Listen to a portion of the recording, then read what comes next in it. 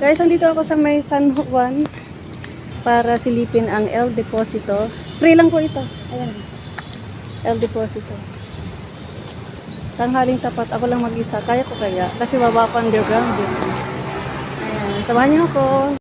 Guys, ito na yung entrance ng ayan, El Deposito. So, pasok tayo. At kagaya ng ibang museum guys, kailangan din natin mag-register kay Kuya Guard.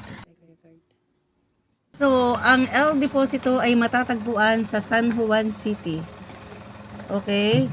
At open po sila from Tuesday to Sunday, 9 to 4 p.m. Free entrance po ito at napaka-educational nito. Kaya kung mahilig din naman kayong pumunta sa mga museum, isama nyo na to.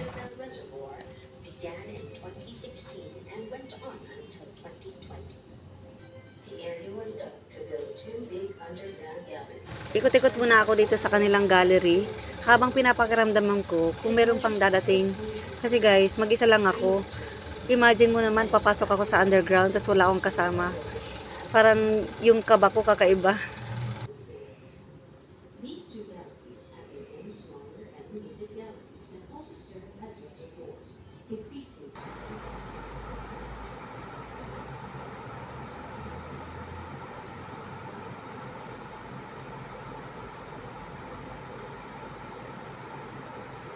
Maliit na modelo ng fountain ng Carriedo. No choice guys, walang dumating kaya lalakasan ko ng loob ko, kailangan ko nang bumaba. Punta tayo sa may underground.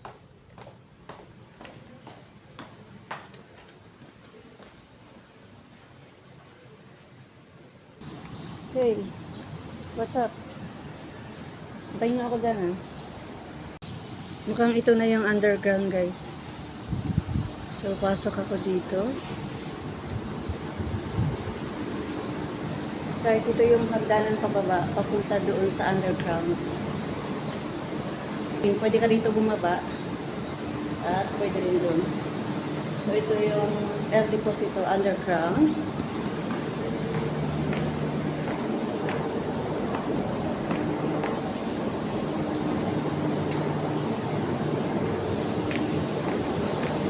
Guys, ako lang mag-isa.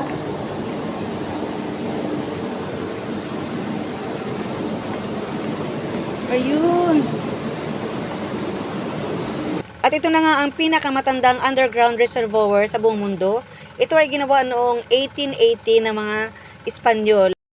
At ginawa nila ito upang mabigyan ng sapat na supply na tubig ang mga residente ng Maynila at kalapit lugar nito. Pupunta lang tayo sa dulo. Dito lang po ito sa may San Juan. Guys, grabe yung kaba ko. Kasi ako lang mag-isa. Pero wala na eh. Andito na ako eh. Wala nang atrasan to. So ipagpapatuloy ko na lang. Habang naglalakad ako, ayan, may mga kanal siya.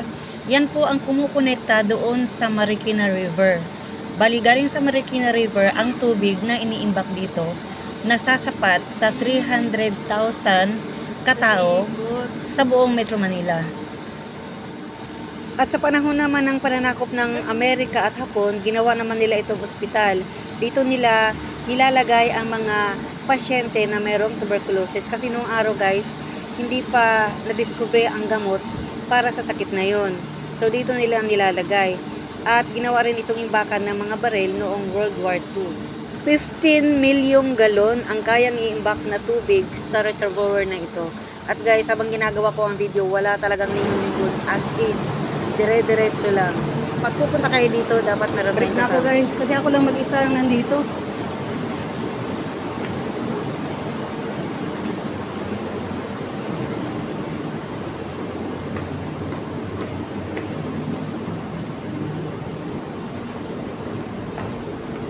Ako lang yung tao doon, Diyos ko po. Ayan mga kapatid ko. From different father. At yan guys, ayan yung underground ng El Deposito. Diyan sa may ilalim na yan. Nandiyan yung hagdanan pababa.